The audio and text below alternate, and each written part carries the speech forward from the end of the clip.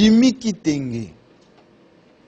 Il faut lui donner le micro à Dimi Kitenge, qui est membre communicateur du FCC, de Joseph Kabila. Vous faites un procès d'intention à l'IDPS qui fait des manœuvres dilatoires pour ne pas organiser les procès électorales. En réalité, c'est vous qui cherchez les dialogues pour partager le gâteau, après avoir divorcé avec l'IDPS. Merci beaucoup, M. Jean-Marie Kassamba, pour la parole et puis pour l'invitation. Avant d'ailleurs de rencontrer votre préoccupation, laissez-moi recadrer un peu mon ami Donald Kabasele. Il a évidemment beaucoup parlé, mais il a parlé de la Constitution. Personnellement, j'étais en train de me poser la question, il parle de quelle Constitution?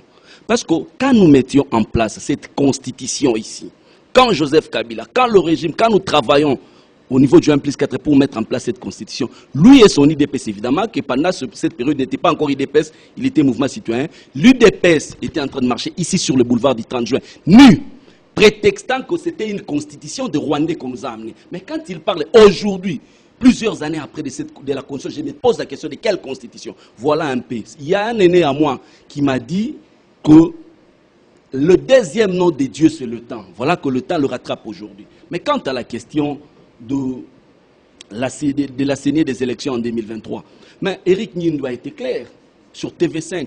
Il a donné des explications pour justifier Éric Nindou, qui est le porte-parole du président. Il a expliqué plutôt le directeur de la communication. Le directeur de la presse présidentielle. Oui. Il a expliqué que nous étions déjà en retard. Il y a des impondérables qui vont faire en sorte que si nous n'organisons pas les élections, nous devons discuter. Il a dit sur TV5, ce n'est pas à nous. Discuter, dites-vous. Évidemment, vous pouvez suivre. Éric Nindou a parlé sur TV5. Mais au-delà de ça, l'UDPS aujourd'hui, ils se sont rendus compte qu'à mi-mandat, on n'avait pas de bilan. L'incompétence a atteint son paroxysme. Incapable de gérer la République. À l'Est, il y a deux problèmes. Les problèmes se sont généralisés en République démocratique du Congo. Comme ils savent qu'ils vont être sanctionnés sévèrement par la population en 2023, c'est comme ça qu'ils sont en train de jouer la carte du temps afin de glisser. Mais nous ne sommes pas prêts. Nous ne sommes pas prêts à aller au dialogue juste pour... Vous, c'est qui? Nous, le FCC, le PPRD, nous ne sommes pas prêts à aller encore au dialogue juste pour le partage des postes. Nous voulons bien que les confessions religieuses discutent autour de la désignation du président de la CENI.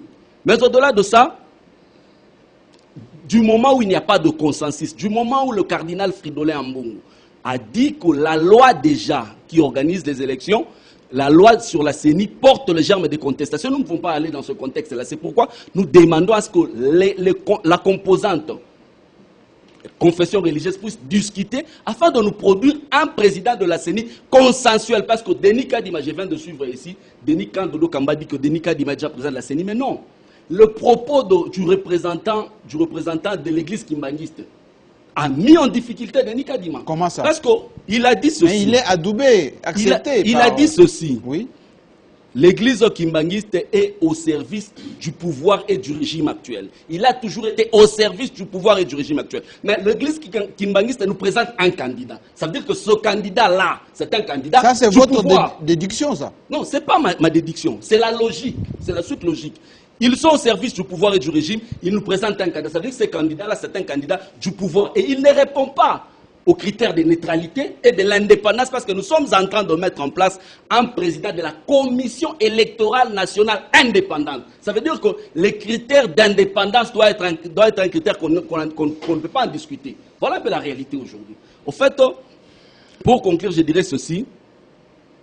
Le Congolais sont... Est-ce que ce n'est pas un procès d'intention? C'est ça ma question. Non, mais la réalité... vous faites à l'IDPS, parce que lui dit, nous sommes venus corriger toutes les violations. Nous sommes dans le temps et nous allons organiser les élections. D'ailleurs, nous avons un budget de 20 milliards. De 10 milliards. Il a dit 10 milliards pour l'année prochaine. Encore qu'il faut mobiliser cette année. Oui, mais non, 20 milliards. Si j'avais compris. Hein.